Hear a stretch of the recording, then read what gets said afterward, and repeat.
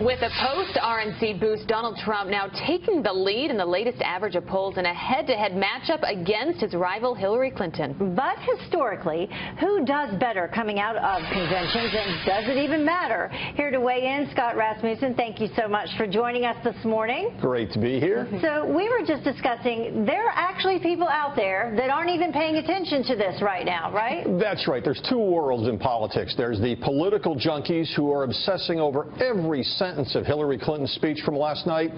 But there are a lot more people who are out on the boardwalk enjoying ice cream or doing other things. And, yeah, they're kind of aware there was a convention and that she accepted the nomination last night. But they have an entirely different experience. And one of the challenges is most of them don't tune in until after Labor Day. Well, we often talk about this post-convention bump or boost. Yep. Talk to us about the history of this, because you look back at 04, 08, Republicans got a boost.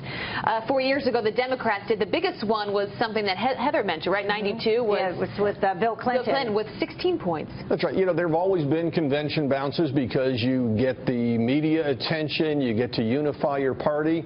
But the media is more fragmented than it was a generation ago, so the impact isn't as big. I would expect Hillary Clinton will gain some ground in the polls following this convention. She convinced Democrats that they should unite either behind her or against Donald Trump. The question is what happens after the next couple of weeks? Where do the candidates take it from there? And who will show up and vote? Absolutely. So when should we take a closer look at these numbers in terms of how they will impact the general election? When will they be more true to the results?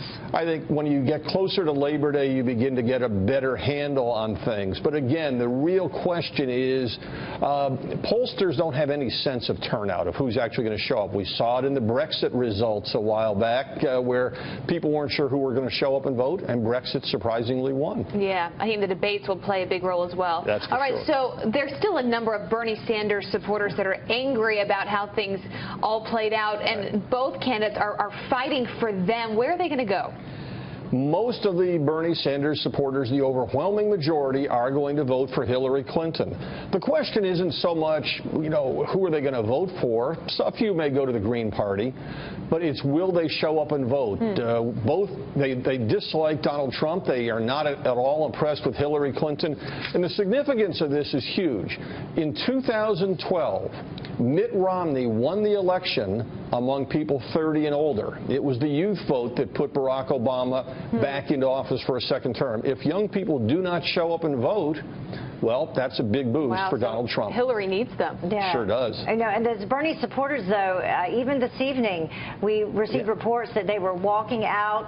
There were protesters taken out of the arena while Hillary Clinton was speaking, not booing, but not cheering and not standing up. So they are angry. They are angry, but again, remember, the people who were at the convention are the most passionate, committed Bernie supporters. They are the ones who are part of that political junkie universe.